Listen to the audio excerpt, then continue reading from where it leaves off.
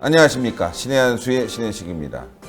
남북 연락소 미국이 반대하고 우려를 나타내고 있지만 문재인은 강행할 것 같습니다. 북한에서 시키니까 한미 동맹이고 뭐고 팽개치고 완전히 정신이 나가버린 겁니다. 이와 관련해서 애국순찰팀 황경우 단장 모셨습니다. 네, 안녕하십니까. 안녕하십니까? 네.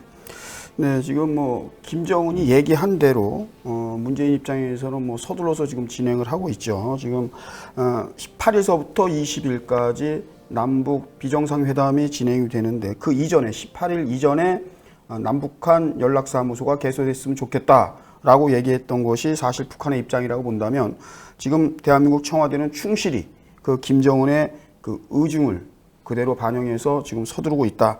급기야 통일부가 14일 개소 예정을 목표로 말이죠. 준비에 필요한 제반 작업 모두 완료했다. 이렇게 지금 발표를 하고 있습니다. 여러분들 김정은의 의중이라고 그랬는데 사실상 지시처럼 말이죠. 철저하게 대한민국 통일부가 따르고 있다.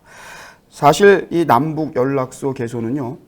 미국 측에서 미 국무부에서도 그렇고 행정부, 미국 서방 세계에서도 굉장히 우려의 목소리로 너무 빨리 서두르는 거 아니냐.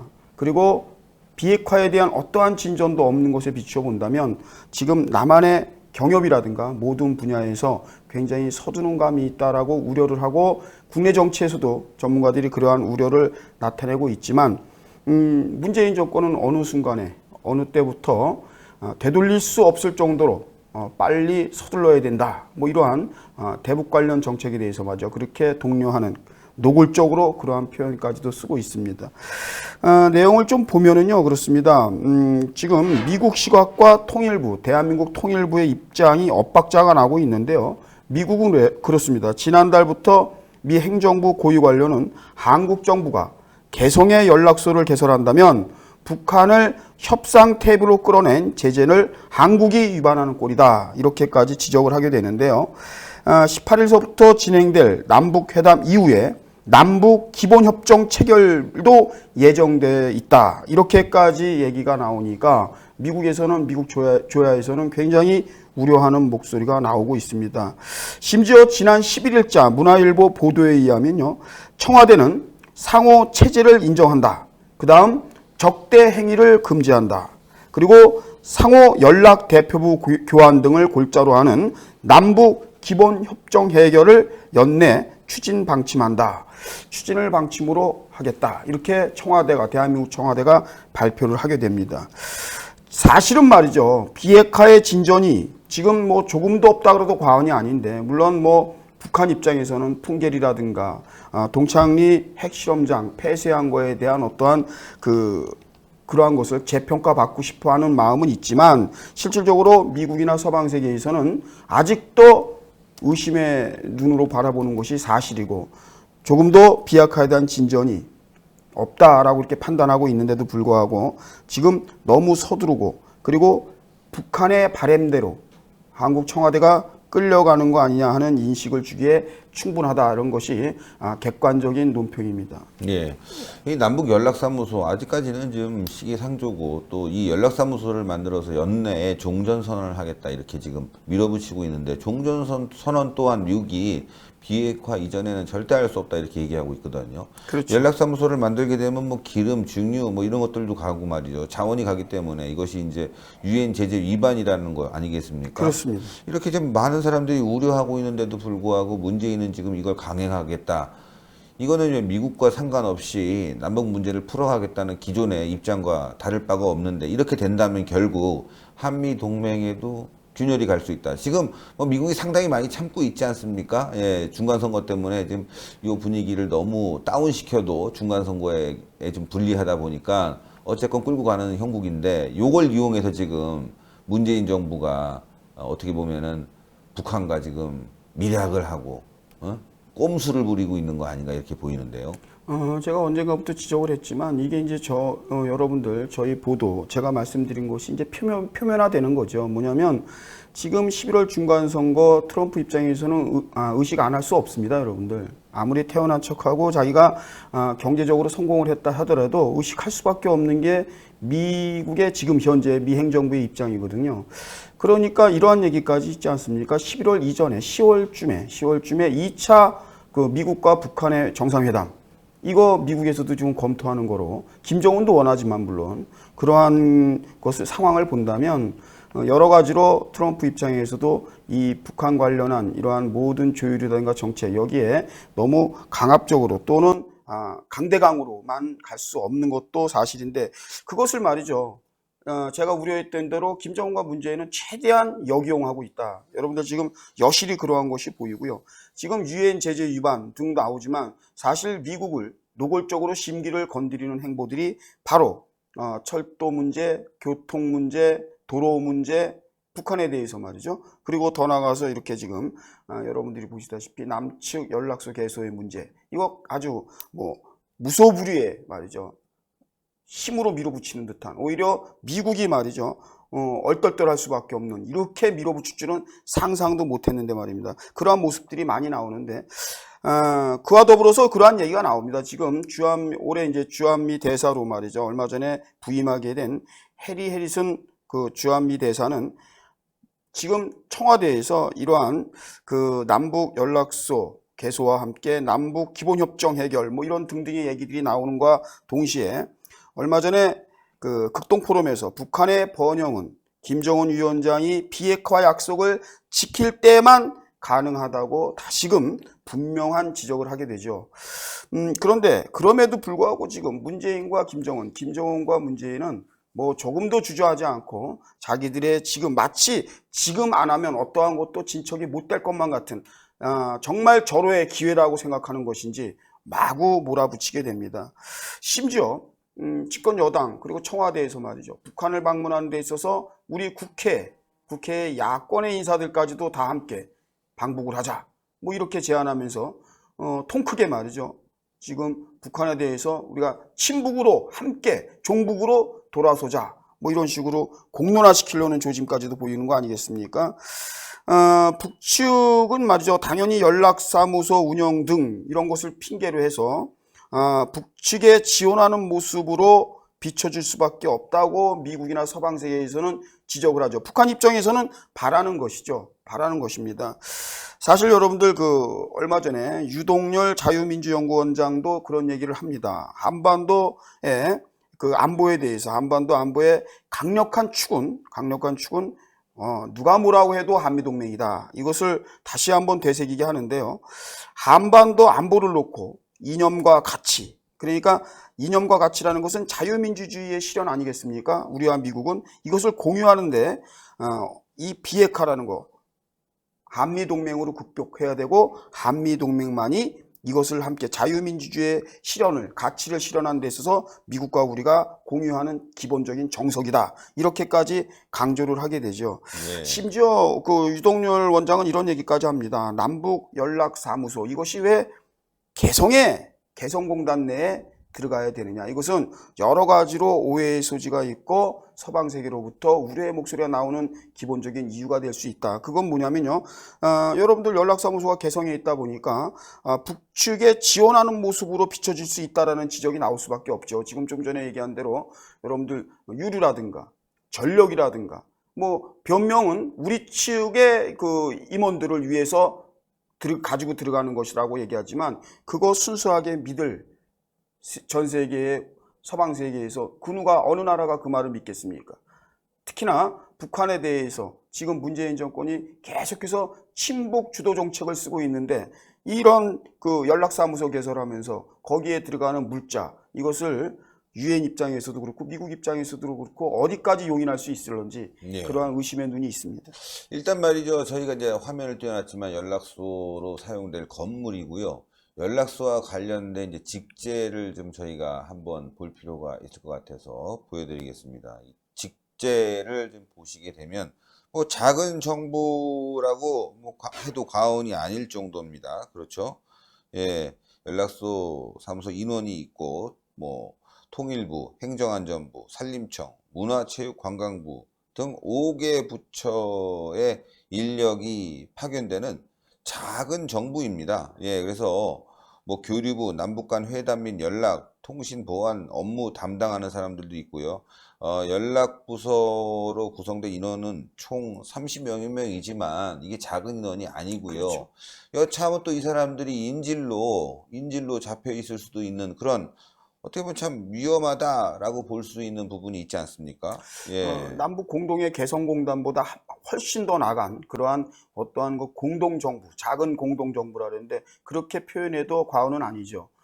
항시 남북한이 함께 상시 근무한다는 조건이고요. 네. 그리고 지금 남북한의 실질적인 주요 인사들이 또 그쪽에 배치가 되는 것이고 주무부서가 들어가는 것이고 그렇기 때문에 저 문제는 말이죠. 과연 저런 것을 유엔 입장에서 그리고 미국 입장에서 어떻게 바라볼는지도 지금 이제 문재인 입장에서는 계속 밀어붙이고 있지만 사실상 11월 중간선거 이후에 과연 트럼프 행정부에서 이대로 수수방관만 할 것인지 그러한 점도 우리에게는 이제 관심으로 대두되는 문제가 되겠죠. 예, 정말 이게 좀 이해가 안 가는 부분이죠. 시청자 여러분들. 예, 이해가 좀 안 가는 부분인 게 미국이 계속 반대하는데도 불구하고 이렇게 강행을 한다.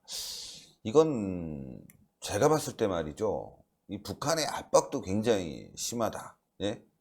예, 북한이 계속 요구하고 있는 거 아니겠습니까? 이거를 연락소를. 그런 상황에서 북한이 이렇게 밀어붙이다 보니 우리 정부가 끌려가는 형태가 됐고 또 사실 내심 된 게 굉장히 하고 싶겠죠. 일단은 연내에 종전선언을 위한 전초기지를 마련했다. 그러니까 주한미군 철수를 위한 전초기지를 마련했다. 뭐 이렇게도 분석될 수 있는 거 아니겠습니까? 지금 뭐 연내에 종전선언 얘기가 나왔으니까 제가 잠시 여러분들에게 말씀을 드리면 지금 미국의 관영 매체죠. 오늘자 VOA 미국의 소리 방송에서의 보도한 내용을 우리가 한번 살펴볼 필요가 있습니다. 지금 유엔에 제출되어 있는 판문점 선언에 대한 영문본에 대해서 지금 그 명시된 문구에 대한 논란이 지금 오늘 있는데 오늘 미국의 소리 보도에 보면은요 남북한이 올해 안에 종전선언에 합의했다고 명시됐음을 보도했습니다. 이것은 굉장히 중요한 문구인데요. 청와대 그 한글판 영문본에 내보낸 보도한 내용과 지금 이게 배치되거든요. 이게 굉장히 간단히 넘어갈 얘기가 아닙니다. 지금 미국의 소리, 그러니까 이게 한국이 유엔에 제출한 영문본을 유엔이 공개한 거예요. 회람한다고 그러죠. 회람은 이제 돌아가면서 뭐 다 읽어본다, 확인한다 이런 뜻 아닙니까? 유엔에서 다 회람을 한 겁니다. 이건 아주 공론화가 돼 있는 거예요. 아니라고 거짓말할 수 없습니다. 청와대가. 그런데 그 문건 내용에 미국의 소리에서 그것을 발췌한 겁니다. 그 내용 중에 핵심이 뭐냐면 남북한이 올해 안에 종전선언에 합의했다고 명시했습니다. 분명히 합의했다. 이렇게 지금 냈는데 청와대에서 말이죠. 지난 4월에 최초 공개된 한글 원본과 내용이 다르다고 해서 지금 문제가 되는 거예요. 근데 여기에 보면 말이죠. 지금 VOA에 따르면은 지금 여러분들 유엔이 공개한 영문본 판문점 선언 3조 3항 문구가 이제 문제가 되는 건데 여기 내용이 그렇습니다. 남북한이 정전협정 65주년이 되는 2018년도 그러니까 올해가 되는 겁니다. 올해 종전선언을 하기로 했다. 이 문구가 명시가 돼버렸어요. 그러나 청와대의 공식 영문 번역본에는 지금 어떻게 돼 있냐면요. 65주년이 되는 올해 남북한은 3자 혹은 중국까지 낀 4자 회담을 적극 추진하기로 합의했다. 이렇게 되거든요. 예? 회담을 적극 추진하기로 합의했다와 지금 미국과 유엔이 발표한 내용에 보면은 한국은 이러한 내용을 보냅니다. 남북한이 정전협정 65주년을 맞이해서 2018년도에 올해 종전선언을 하기로 했다. 합의한 것처럼.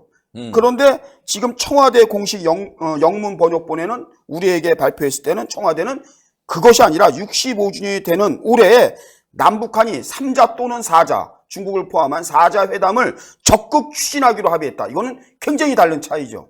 그죠? 지금 유엔이 알고 있고 미국이 알고 있는 서방 세계가 알고 있는 건 남북한이 올해 종전선언을 하기로 합의했다로 알고 있고요. 대한민국의 국민들에게만 청와대는 그게 아니라 이 회담을 3자 또는 4자 회담을 적극 추진하기로 합의했다. 회담을 추진하기로 합의했다는 내용이다. 이렇게 지금 아주 천양지 차이 다른 내용이 지금 보도가 된 것입니다. 합의가 됐다는 거, 추진을 한다는 거 완전히 다른 건데 당연하죠. 국민을 속이고 있는 거 아니겠습니까? 그렇죠. 이 종전선언은 이게 함부로 할 것이 아니라 결국 북한의 비핵화가 담보되고 전제로 된 종전선언이 돼야 되는데 비핵화 하나도 지금 이루어지고 있지 않고 우리가 실질적으로 볼 수 있는 거 검증 가능한 비핵화가 아니지 않습니까? 지금 검증이 안 되고 있어요. 그러니까 이러한 그 종전선언 합의, 이 추진으로 지금 속이고 있는 상태고 지금 어떻게 보면 합의가 됐고 남북이 말이죠. 김정은 정권과 문재인 정권이 합의를 해놓은 상태에서 이렇게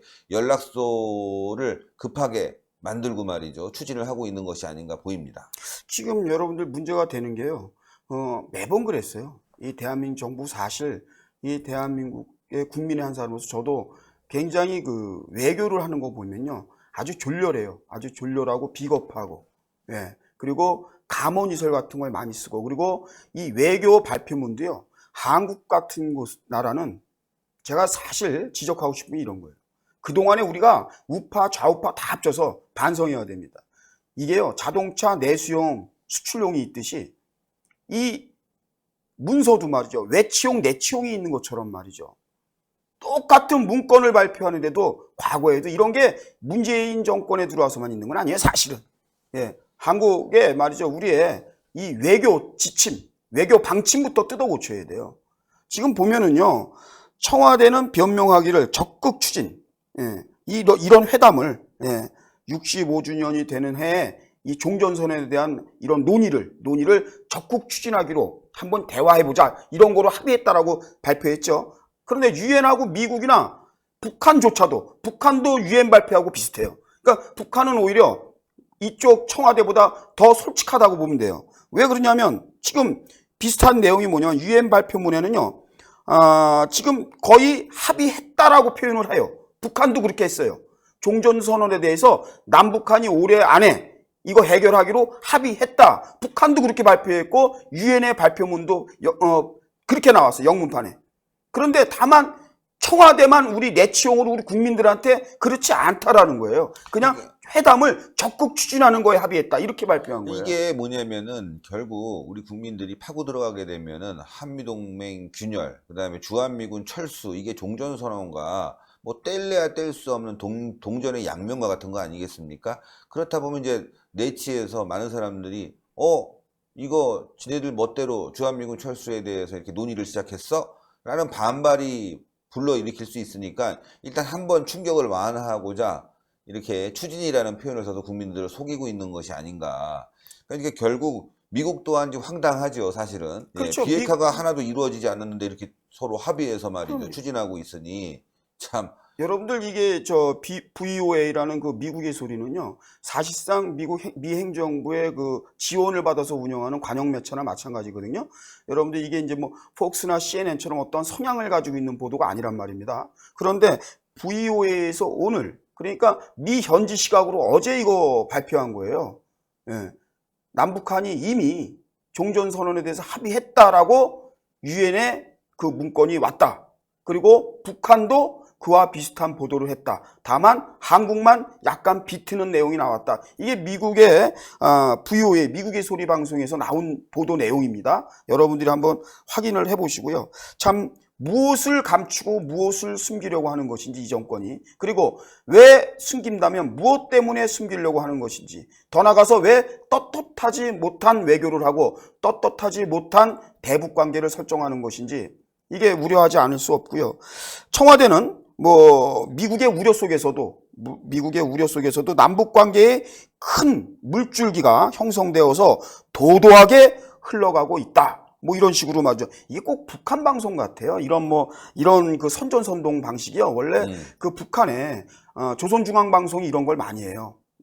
여러분도 잘 해보세요. 뭐 예를 들어서 남북 관계에 큰 물줄기가 형성되어서 도도하게 두만강물처럼 흘러간다, 압록강처럼 흘러간다, 뭐 이런 선전선동 화술 언론에서. 근데 지금 청와대가 말이죠, 그런 얘기를 합니다. 미국이 우려하거나 말거나 어쨌든 남북관계에 큰 물줄기가 형성되어 가지고 도도하게 흘러가고 있다. 그런데 북한 주민과 한국 국민에게 대해서는 말이죠. 이렇게 선전선동을 하지만 사실 이 큰 물줄기라는 거, 문제의 수로가 곳곳에 펼쳐져 있음으로 인해서 또다시 이러한 것들이 지금 이렇게 막 밀어붙이는 것이 재앙으로 시작될 수도 있다는 우려가 나오는 것이 또 대한민국의 입장이고 서방 세계의 또 보는 시각이라는 것을 문재인 정권이 절대 잊어서는 안 된다. 이렇게 지금 막 밀어붙이는데요. 이렇게 여러분들도 당황스러울 거예요. 굉장히 당황스러울 것이고, 지금 좀 전에 신 대표께서 지적했지만 미국은 말이죠. 얼마나 황당무계할 겁니다. 그런데 지금 미국 입장이요. 트럼프 대통령이 빨리 11월에 넘어가야 돼요. 왜냐하면 이 중간선거라고 하는, 만약에 공화당이 지금 뭐 분위기는 말이죠. 공화당한테 썩 좋게만 흘러가는지는 않는다. 뭐 얘기는 뭐 수많은 무수한 얘기들이 있지만 그거 다 차지하고 이 선거가 일단 끝나야 돼요. 공화당이 이기든 지든 간에. 저는 그렇게 개인적으로 봅니다. 이게 넘어가면 만약에 공화당이 좀 밀린다 하더라도 거기서 트럼프 대통령이 특단의 조치를 할 거예요. 또 공화당이 어떻게 또 다수석이 돼가지고 힘을 받는다 그러면 또 그에 걸맞는 드라이브를 걸 겁니다. 그렇기 때문에 저는 개인적으로 이 11월 달 중간선거라는 것이 어떤 식으로든 빨리 넘어가야 트럼프 대통령이 그 현 상황에 맞춰서 특단의 조치가 나올 수 있다. 저는 이렇게 봅니다. 그런 걸 알기 때문에 또 김정은과 문재인이 말이죠. 계속해서 이러한 물밑 교섭을 통해서 트럼프 정신 차리 전에 빨리 진척시켜야 된다. 이런 거에는 둘의 마음이 하나일 수도 있습니다. 그래서 무서운 얘기가 나와요. 여러분들 되돌릴 수 없을 정도 이런 얘기를 문재인 입에서 나오는데요. 이거 그냥 이런 워딩은 그냥 넘어갈 문구가 아닙니다. 지금 대한민국의 언론인들 또 전문가, 안보 전문가들도 이 부분에 대해서 뭐 크게 다루지는 않지만 제 사견이지만요. 저는 이것을 예의주시할 필요가 있다. 이 되돌릴 수 없을 정도라는 것은요. 특히나 이 대북 관련 포함해서 이 정책을 서두르라고 지금 문재인 정권이 직접 발언한 거예요. 이러한 얘기. 근데 이게 여러분들 되돌릴 수 없는 이거 낯설지 않은 문구일 거예요. 여러분 보시면은요. PBID 그리고 CBID 지금은 또 FFID라고 하는데 여기 보면 영구적으로 검증 가능하고 그 다음에 I, irreversible 뭐냐면 되돌릴 수 없는 요 문구가 꼭 들어가요. CBID에도 되돌릴 수 없는 또 들어가요. FFID도 마찬가지입니다. 그 정도로 이 강력한 메시지를 전달할 때 이 irreversible이라는 이 문구를 집어넣은 거예요. 그래서 여러분들 변화가 좀 있지만 PBID, CBID, FFID 가지만 되돌릴 수 없다라는 것은 분명히 명시합니다. 미국이. 마찬가지로 말이죠. 이 문재인의 되돌릴 수 없을 정도로 대북 관련한 정책을 빨리 밀어붙이라고 독려하는 데에는 그만한 이유가 있는 거예요. 지금 여러분들 지금 보면은요. 한반도 정세에 관련해서 올해 말까지 2018년도 말까지 되돌아갈 수 없을 만큼 진도를 내는 것이 목표다라고 했어요. 아주 기한까지 명시했어요. 문재인이. 이거 굉장히 예의주시해야 됩니다. 우리 안보 전문가들이요. 환경부가 얘기하는 이 부분을 깊이 있게 한번 다뤄줄 필요가 있지 않느냐. 저는 그렇게 부탁드리는 거예요. 이게 뭐냐면 지금 여러분들 보세요. 올해 말이라는 게 뭡니까? 11월 중간선거 끝나면 그렇죠? 그것을 기한으로 잠정적으로 잡은 거예요. 아주 못을 박지 않습니까? 올해 말까지 되돌아갈 수 없을 만큼 대북 관련한 정책 모든 것을 진도를 내라고 아주 관계부처에다가 성토를 하고 일가를 합니다. 아주 독려를 해버립니다. 문재인이. 결국엔 말이죠. 북한의 비핵화보다도 종전선언에 더욱 무게를 실으면서 북핵 위협보다 북핵 위협을 해소하는 것 이러한 것보다는 오히려 한반도에 다시는 전쟁이 있어서는 안 된다는 논리를 우리 국민들한테 세뇌시키는 거예요. 그러니까 이게 곧 뭐냐면 종전선언을 김정은과 함께 외치면서 추진하는 그러면서 미국을 압박하는 그러면서 나름대로 김정은 문재인 김정은은 대동단결하려는 이러한 것을 아주 노골적으로 하는 거예요. 그러면서 문재인이 운전자론이 아니고 북한이 가지고 있는 핵보유의 나름대로의 자기 지분을 상상하는 듯한 아주 우려스러운 그러한 상상을 하는 거 아닌가. 굉장히 이게 중요한 문제입니다. 만약에 이러한 것을 근거로 해서 본다면 북한이 핵을 보유하는데 이 핵 보유가 국제적으로 범죄 사실이라고 봤을 때 제가 늘 얘기했듯이 이 1+1. 문재인과 김정은, 김정은과 문재인은 공범 관계인 것이 틀림없는 것입니다. 지금 계속 그것을 노골화시켜요. 뭐냐면 지금 한국에 전쟁이 없다 그러면 여러분들 다 좋아하잖아요.